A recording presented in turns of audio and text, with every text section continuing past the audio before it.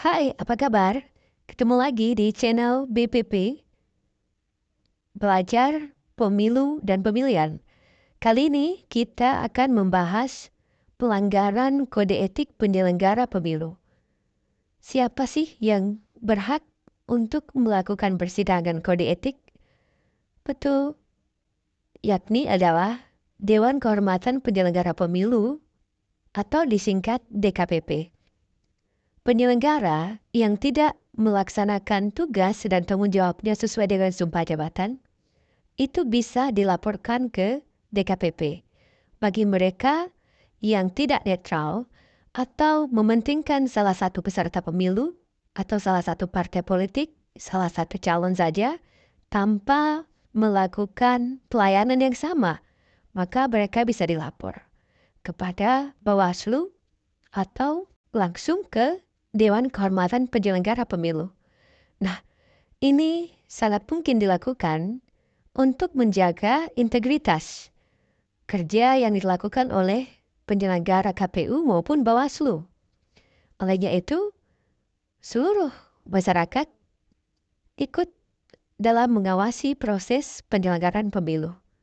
Kita lihat saja, selama ini sudah banyak kasus pelanggaran kode etik penyelenggara pemilu yang diputuskan oleh DKPP.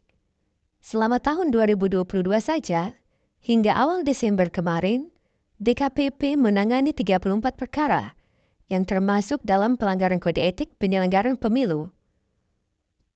Ini dikutip dari data DKPP. 34 perkara itu merupakan hasil penyaringan dari 83 aduan. Apabila ditotal, sepanjang tahun 2012 sampai 2022, DKPP sudah menjatuhkan putusan bagi 1.970 perkara pelanggaran kode etik penyelenggaraan pemilu. Jumlah perkara ini tersaring dari 4.506 aduan. Dalam putusan 1.970 perkara itu, sebanyak 2.630 terlapor yang diadukan ke DKPP mendapatkan sanksi teguran tertulis, sementara 73 orang lainnya menerima sanksi pemberhentian sementara. Dengan demikian, sudah banyak contoh kasus pelanggaran kode etik penyelenggara pemilu dengan status sudah diputus oleh DKPP. Baik, jadi kalau kita menemukan di lapangan, di masyarakat atau di daerah kita ada pelanggaran-pelanggaran yang dilakukan oleh penyelenggara pemilu, mereka bisa dilaporkan ke Bawaslu dan dilihat kemungkinan apakah dia pelanggaran kode etik akan diteruskan ke Dewan Kehormatan Penyelenggara Pemilu. Kasus-kasus lainnya yang ditangani DKPP juga terjadi bagi penyelenggara yang tidak netral.